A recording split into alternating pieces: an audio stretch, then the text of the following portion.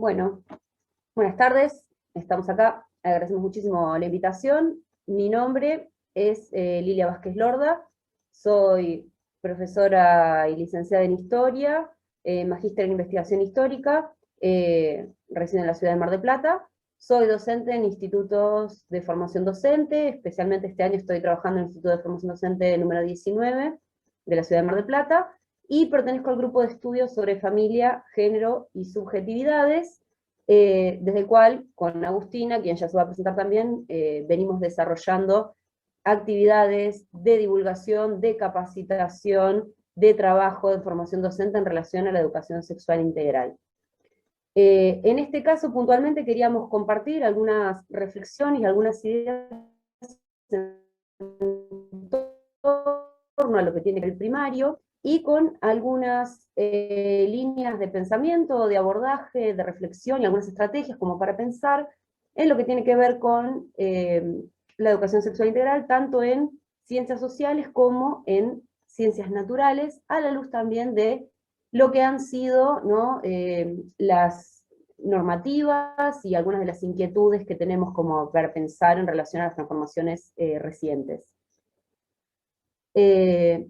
Puntualmente, yo voy a abordar algunos aspectos de lo que tienen que ver con las ciencias sociales en el nivel primario, y en este sentido me parece que es relevante que tengamos en cuenta dos aspectos fundamentales. Por un lado, lo que tiene que ver con el contenido, podríamos decir, ¿no? ¿Qué es lo que se enseña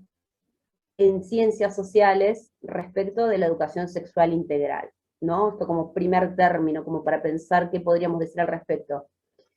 Y por otro lado es qué es lo que nos aportan las ciencias sociales, ¿no?, como perspectiva, como disciplinas, ¿no?, como un conjunto de disciplinas, como miradas, para poder entonces ahí sí pensar cómo transversalizamos la educación sexual integral en la educación primaria, y no solamente.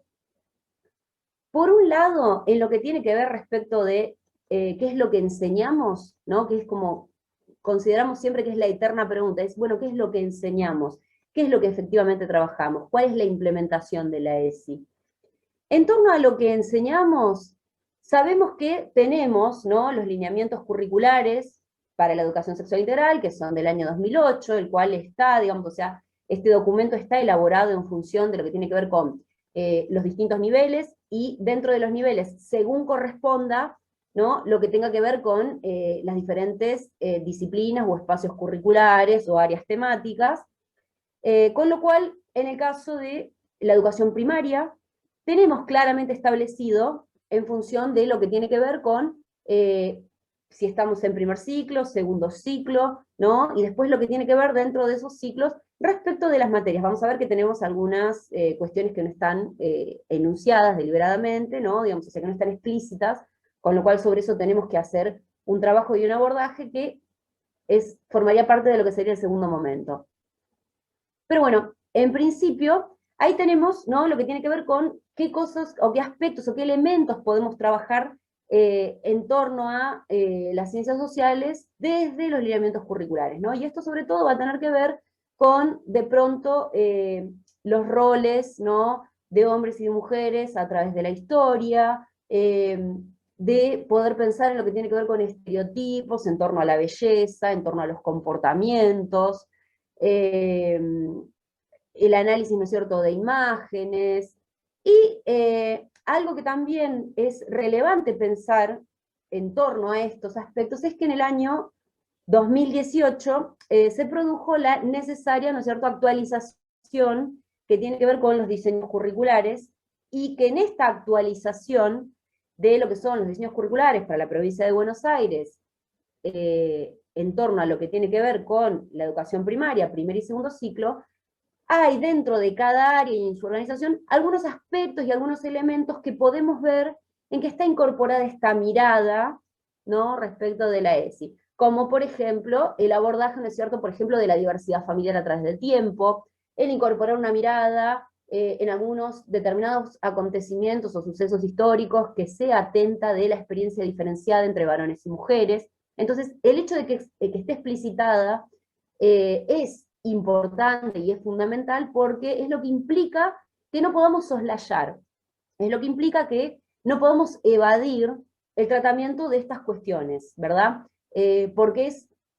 una de las cuestiones que siempre decimos con Agustina, que es necesario trabajar y romper, son esas miradas acotadas y sesgadas que siguen anclando la idea de que la educación sexual integral se reduce pura y exclusivamente a lo que tiene que ver con aspectos fisiológicos, ¿no? Y a la sexualidad entendida, no en términos sociales, sino la sexualidad entendida como un instinto biológico, como una manifestación propia de la naturaleza, que no está, ¿no? Atravesada justamente por condicionamientos que son históricos, sociales, culturales, psicológicos, etcétera, etcétera. Entonces, esto es uno de los aspectos fundamentales, ¿no? Decir, bueno, ya en el diseño curricular del año 2018 tenemos ahí algunas herramientas, podríamos pensarlo en términos de estrategia y de herramientas, de decir, esto es lo que nos permite abordar educación sexual integral. ¿Por qué? Porque es esto, lo estamos mirando desde una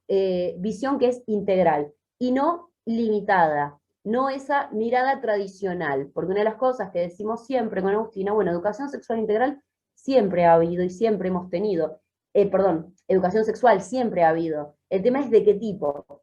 Estas experiencias que podemos registrar en nuestras biografías escolares que tienen que ver con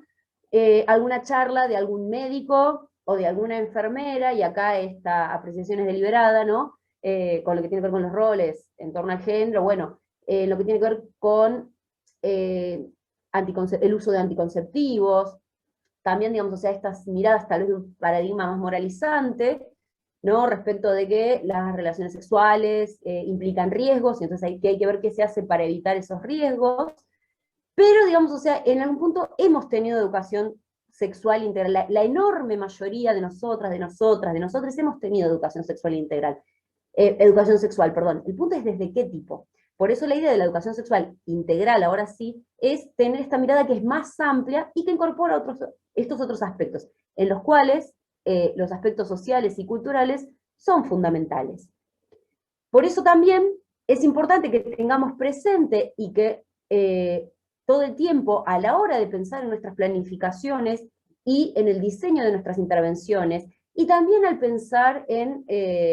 cuando vamos a delinear, ¿no es cierto?, proyectos institucionales, proyectos educativos, pero también proyectos de evaluación, cuando pensamos en jornadas, en la Semana de Educación Sexual Integral, es importante que tengamos presente todo el tiempo, así como tenemos y trabajamos con los diseños curriculares, que trabajemos con la resolución del Consejo Federal de Educación del año 2018, la 430/18, en la cual, digamos, o sea, sería como esta actualización, por decirlo de alguna manera, necesaria, ¿no?, de los contenidos y de los abordajes en torno a la educación sexual integral, en la cual ahí nos plantea, ya no con esa especificidad dividida por áreas, pero sí estas miradas que son necesarias tener, estos contenidos que son necesarios tener por cada nivel, como por ejemplo, nunca vamos a dejar de abordar contenidos, como lo va a explicar Agustina, nunca vamos a dejar de abordar contenidos que tengan que ver con el abordaje desde una perspectiva biologicista, biológica, de las ciencias naturales, pero que en esa mirada no podemos perder de plano aspectos que tienen que ver justamente con lo social, con entender los seres humanos somos animales, ¿no? Digamos, o sea, esta mirada, bueno, del ser humano como un animal más dentro del reino animal, perfecto, pero en tanto que animales estamos atravesados por la cultura y somos seres que requerimos de determinados cuidados, determinados aspectos que son, ¿no?, propios de lo que tiene que ver con la condición humana, y es decir, recuperar esta mirada integral, no limitada pura y exclusivamente a esta dinámica de la salud, la enfermedad, el cuerpo productivo, sino recuperando que justamente los seres biológicos estamos atravesados por todas estas otras dinámicas, ¿no?, que son propias de la cultura, del desarrollo social, digamos, o sea, de las dinámicas que se establecen en el día a día. Y en este sentido, una de las cuestiones que están muy claramente establecidas en esta resolución, la 430/18, es la que tiene que ver en estos ejes, ¿no?, que tienen que ser transversales a la hora de trabajar la educación sexual integral en las escuelas, y una de estas tiene que ver con incorporar la perspectiva de género. que es algo que al día de hoy a veces sigue resultando problemático en su definición, o que a veces no termina de quedar claro, y que cuando hablamos de incorporar la perspectiva de género, implica analizar, ¿no?, los diferentes aspectos de la realidad social y del conocimiento, y de cómo se produce ese conocimiento, desde una perspectiva que sea atenta, ¿no?, al género en tanto que construcción social, y en los términos que yo como historiadora siempre recupero respecto de lo que plantea Joan Scott, que es una historiadora muy importante, y quien ha planteado la importancia de incorporar esta perspectiva de análisis a la historiografía, que lo que plantea es que el género hay que entenderlo en términos de construcción social, y en tanto que uno de los espacios es el único, y tal vez no sea el más importante, pero sí, ella una de las cosas que dice es tal vez el que más pervive a lo largo del tiempo. Entonces es importante tener en cuenta, digamos, o sea, esta mirada atenta, ¿no?, digamos, o sea, a lo que implican las dinámicas sociales en torno al género, y que éstas van a adquirir determinadas características en función de la sociedad en la que nos encontremos, ¿no?, del país, y digamos, o sea, y del momento histórico, porque esto es algo que también se va transformando en función del tiempo. Y esto acá tiene que ver con este otro aspecto que yo comentaba al principio, que es qué es lo que nos aportan las ciencias sociales, ¿no? Las ciencias sociales como mirada respecto de lo que tiene que ver con el abordaje de la educación sexual integral. Entonces, por un lado, esto de incorporar la perspectiva de género, entendiendo el género como una construcción social, que está permeada por algunos aspectos, podríamos decir, biológicos, que esto es lo que genera estas dificultades para poder superar y atravesar algunas visiones limitantes, y a la vez también entender, ¿no?, digamos, o sea, qué es lo que nos pueden aportar disciplinas como, por ejemplo, voy a hablar de mi disciplina de base, que es la historia, ¿no?, como para poder revisar y analizar estereotipos, ideas de sentido común, ¿no?, que han quedado establecidas y que no se cuestionan, algunos supuestos que quedan pegados como una inevitabilidad histórica o como algo que es propio de la naturaleza, cuando en realidad lo que vemos es que tienen derivas que son propias de un devenir, ¿no?, de cada sociedad y de cómo se han ido desarrollando en función del tiempo y de los escenarios diferentes. Entonces, en este sentido es importante que pensemos, ¿no?, el abordaje desde una mirada histórica, ¿no?, que tenga en cuenta una perspectiva que analice, ¿no es cierto?, desde lo que tiene que ver con aspectos históricos, de entender que la sociedad no ha sido, la sociedad no es única, sino que tenemos múltiples realidades, y que lo que hoy vemos no ha sido siempre así, sino que es producto de determinadas transformaciones que tienen que ver con decisiones, con permanencias, con rupturas, con continuidades, con marchas adelante, con movimientos, digamos, o sea, en los que podríamos hablar de retrocesos, que esto, digamos, o sea, lo plantean muy bien. Voy a citar a autoras nacionales, ¿no? Karina Feliti, Graciela Queirolo, ¿no?, que quienes hace ya largo tiempo han sido autoras, digamos, o sea, de una compilación que era uno de los primeros abordajes en nuestro país para pensar la educación sexual integral, digamos, o sea, de pensar qué es lo que nos ofrece una mirada histórica, ¿no?, sobre la realidad social, y también, como dice Isabelino Siede, otro autor muy importante para pensar en términos de lo que tiene que ver con las ciencias sociales, de entender que lo principal, digamos, o sea, que podríamos decir que lo principal que nos ofrece este conjunto de disciplinas, ¿no?, las ciencias sociales lo que nos permiten es desnaturalizar la realidad social, es decir, quitar esa carga que entendemos como natural, y es decir, natural en tanto que inevitable, o como algo inmodificable, para poder comprender que en realidad hay toda una construcción en torno a eso, y que si algo implica una construcción, puede ser deconstruido o pensado de otra manera, o que no necesariamente tendría que todo haber sido así, sino que tal vez podemos pensar en otros escenarios, otras realidades y otras miradas posibles, ¿no? Digamos, o sea, de pronto de pensar que no es lo único. Y para finalizar, me parece también importante recuperar lo que plantea Diana Pitkin, ¿no? Que es formadora de docentes, en lo que tiene que ver en particular con la carrera de sociología en la UBA, pero lo que tiene que ver con lo que implican, ¿no? Las ciencias sociales, y ella siempre habla de la importancia de tener, de formar un pensamiento social, y que el pensamiento social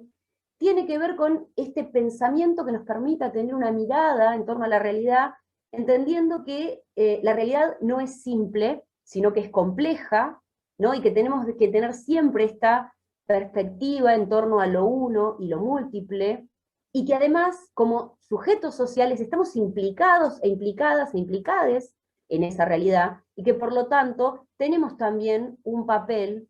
¿no? En cuanto a su transformación. Eh, y esto, digamos, o sea, es lo que me parece que es fundamental para pensar, ¿no? Cómo trabajamos, qué trabajamos, y cuáles son las perspectivas posibles respecto de la educación sexual integral en las escuelas, para que no quede sujeta, ¿no es cierto?, a simplemente una cuestión en la que un día hacemos una clase de ESI, en la que recuperamos algún aspecto puntual y volvamos a esas viejas prácticas en las que en realidad no estamos mirando, no estamos teniendo esta mirada que es amplia, compleja y además transformadora. Y esto es lo que nos parece que, digamos, o sea, es fundamental como punto de partida, pero sobre todo para seguir pensando y seguir trabajando. Y acá viene la otra parte de, en esta mirada, qué es lo que podemos mirar desde esta perspectiva histórica y social, tiene que ver con lo que podemos mirar en torno a las ciencias naturales, ¿no? Que es lo que pasa con la biología como discurso, que es lo que nos va a comentar Agustina. Gracias. Hola a todos, a todes, ¿cómo están? Agradecer la invitación y el armado de estas jornadas de trabajo del Instituto Julio César Avanza, de gente que trabaja mucho todo el tiempo, Sandra y Sandro y Gabriela. Como dijo Lilia, yo soy Agustina Cepeda, soy docente del Instituto de Formación Docente Municipal de la ciudad de Mar del Plata, del Instituto Almafuerte. Trabajo en el espacio de educación sexual integral de ese instituto y en el espacio de didáctica de las ciencias sociales. Y también soy docente de la Universidad Nacional de Mar del Plata y trabajo en el equipo de estudios sobre familia, género y subjetividades desde hace muchísimos años, que ya cierran con cero. Nosotras cuando pensamos cómo organizar algo que sea dinámico para una charla que debía ser breve en el marco de la Semana de la ESI de este año pandémico 2021,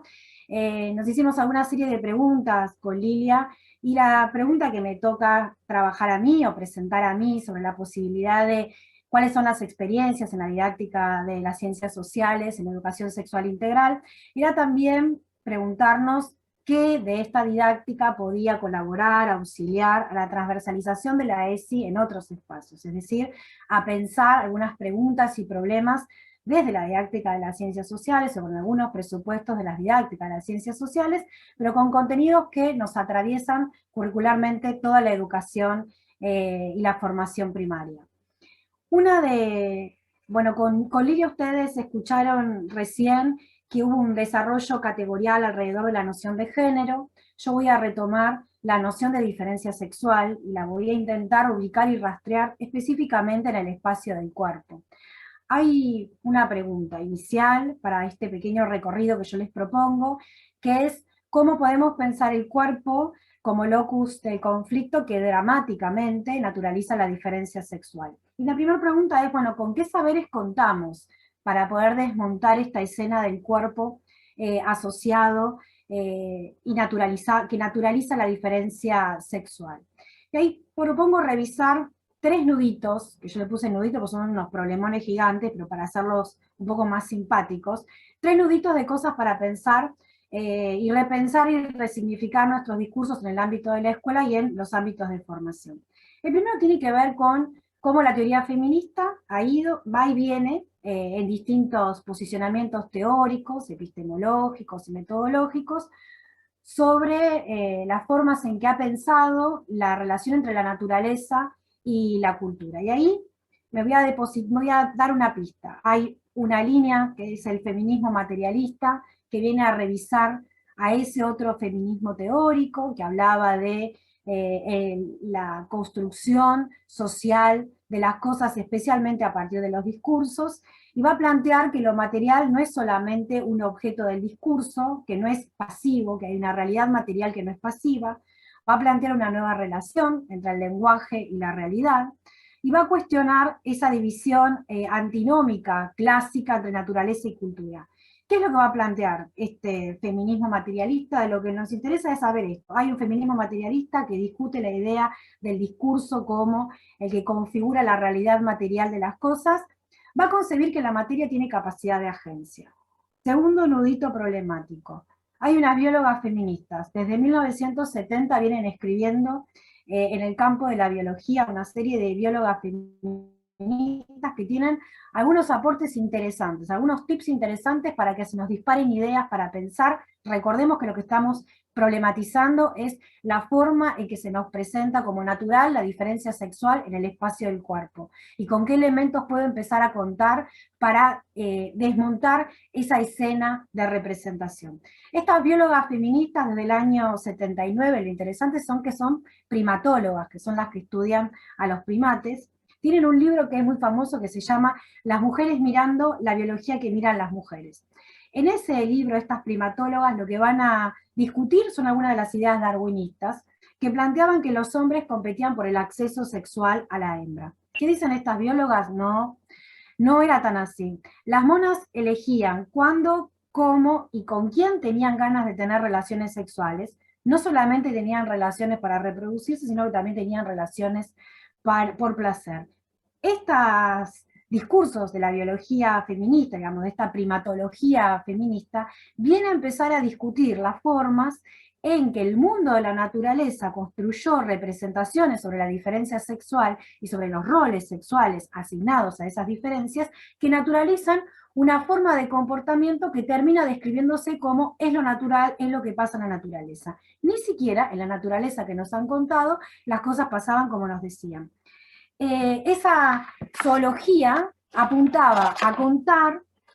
la asimetría sexual como algo natural. Y lo que estas biólogas vienen a decir es que las monas elegían qué era lo que tenían ganas de hacer. Un tercer elemento, y relacionado con este elemento de la primatología feminista, es el truco del sombrero, que es una expresión de Donna Haraway, que atiende a poder señalar cuando se usan conceptos de las relaciones sociales humanas para estudiar el mundo animal. Es decir, cuando la biología naturaliza la diferencia sexual y a su vez se utiliza este discurso de naturalización de la diferencia sexual para explicar la realidad social. Este procedimiento de alternancia de significados y de metáforas se denomina el truco del sombrero, de mano de una feminista también, que es Donna Haraway. Hay una construcción también, y este es otro de los nodos problemáticos, de un binarismo antropomórfico en las ciencias de la diferencia sexual. ¿Qué quiero decir con esto? Que hay una serie de metáforas para explicar el territorio de la corporalidad que vuelven a anclar la diferencia sexual como algo natural. Entonces, yo si no desarmo estas cuestiones, lejos voy a poder estar de avanzar en toda una serie de discusiones sobre la representación social, sobre el reconocimiento de la diversidad corporal, de las identidades, de las formas del estar y del habitar. En este sentido, esta construcción del antropomorfismo en la ciencia de la diferencia sexual, lo que plantea es que hay unas metáforas del sexo, en donde el sistema reproductor, las hormonas, el cerebro, aparecen siempre con metáforas sexuadas, metáforas de funcionamiento binarias, y metáforas que explican que estos sistemas deben funcionar bajo una lógica exacta, binaria, entramada dentro de determinados cuerpos, que terminan reificando la diferencia sexual. El cerebro que tiene diferencias, el femenino y el masculino, el sistema reproductor, que no solamente son las diferencias externas, sino que las diferencias internas hablan de una constitución que llega en algunos argumentos hasta la constitución de la personalidad, las hormonas sexuadas, como esa química del cuerpo que recorre y define caracteres de una vez y para siempre, el cerebro sexuado, como ya dijimos. Estas tres líneas, estos tres grandes nuditos, el del feminismo materialista, el de las biólogas feministas y el de la construcción de este binarismo a partir de las metáforas sexuales, desarman la idea de la diferencia sexual como algo consagrado, ¿no? Lo que plantean estas tres líneas de problemas es que tenemos elementos para empezar a cuestionar la forma en que la diferencia sexual se presenta histórica y materialmente consagrada en el espacio del cuerpo. ¿Qué pasa si usamos estos aportes y estas preguntas como un punto de partida para repensar cómo abordamos los contenidos vinculados al cuerpo, la enseñanza del cuerpo, de la corporalidad en el marco de las aulas? Y allí tenemos que atravesar una serie de problematizaciones. Lo primero que debemos problematizar es el discurso de la ciencia como un discurso de la verdad. Para esta parte, digamos, se supone que los chicos y las chicas en el marco de la escuela tienen que experimentar, digamos, ese es el sentido de la experimentación, es el de poder contraponer el discurso de verdad de la ciencia y poder reconocer que esto que se nos presenta como un discurso válido y legítimo en términos científicos, también es un discurso contingente y que es histórico y que es producido bajo determinados intereses. Un segundo elemento que podemos trabajar, tanto en las ciencias naturales como en las ciencias sociales, es cuestionar los estereotipos visuales de representación del cuerpo. Y aquí hay varios elementos para tener en cuenta. En primer lugar, pasar de preguntarnos cómo es un cuerpo a qué es un cuerpo, ¿bien? Y poder abordar no solamente la descripción fenotípica de los cuerpos, sino poder pensar las categorías con las cuales definimos la escena corporal.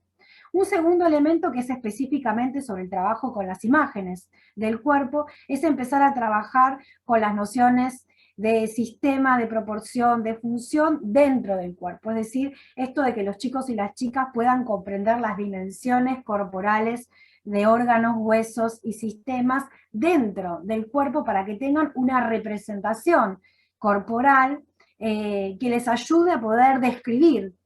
qué es lo que sienten en su cuerpo, pero también a poder dimensionar. Esto tiene que ver con esquemas de comprensión de la imagen corporal, del esquema corporal, de la identidad corporal. Finalmente, a partir de los estereotipos visuales, que tenemos que intentar cuestionar estas representaciones binarias del cuerpo. Recordemos que estamos trabajando ese desarrollo de la categoría de la diferencia sexual. Tendríamos que poder cuestionar el binarismo con imágenes para poder construir nuevas representaciones de la materialidad de los cuerpos. Es decir, poder empezar a representar en el marco de nuestras discusiones, tanto en la formación inicial como en la formación permanente, para quienes son docentes en el marco del aula, qué representaciones de los cuerpos estamos trabajando con las imágenes y si podemos empezar a construir representaciones corporales que se alejen del binarismo. ¿Bien?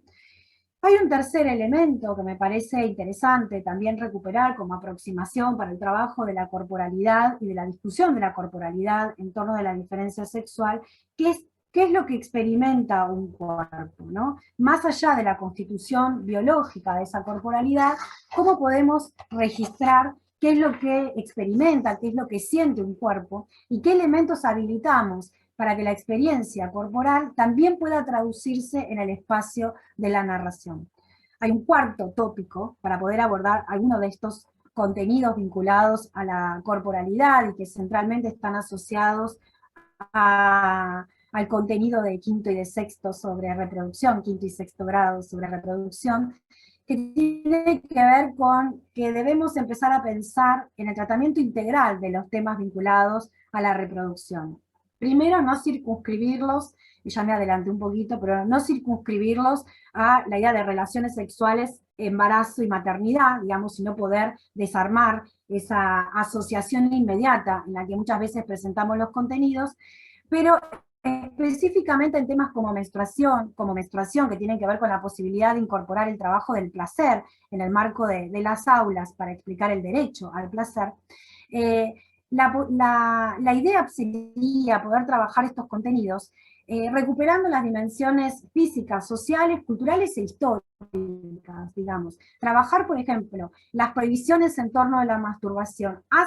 contextualiza los discursos sobre la masturbación que circulan, pero además también me permite abordar el contenido con una riqueza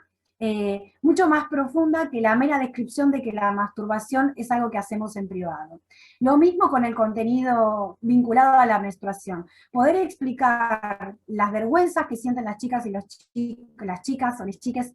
cuando llega su primera menstruación y están atravesando los últimos años del ciclo primario, para poder explicar por qué pasa eso, para poder explicarnos por qué pasa eso, es necesario poder rastrear genealógicamente la historia de la prohibición de la menstruación en términos de tabú, en términos de aquello que no se hablaba y los significados sociales asociados a la menstruación. Entonces, eso va a incorporar una serie de ingredientes al abordaje que yo voy a realizar en ciencias naturales o en ciencias sociales del contenido, que lo va a presentar situado y en contexto. Y sobre todo va a permitir explicar que lo que sentimos, lo sentimos porque hay una trama cultural e histórica de larga data que ubicó a la menstruación, a la masturbación, al placer, al erotismo en determinadas coordenadas interpretativas.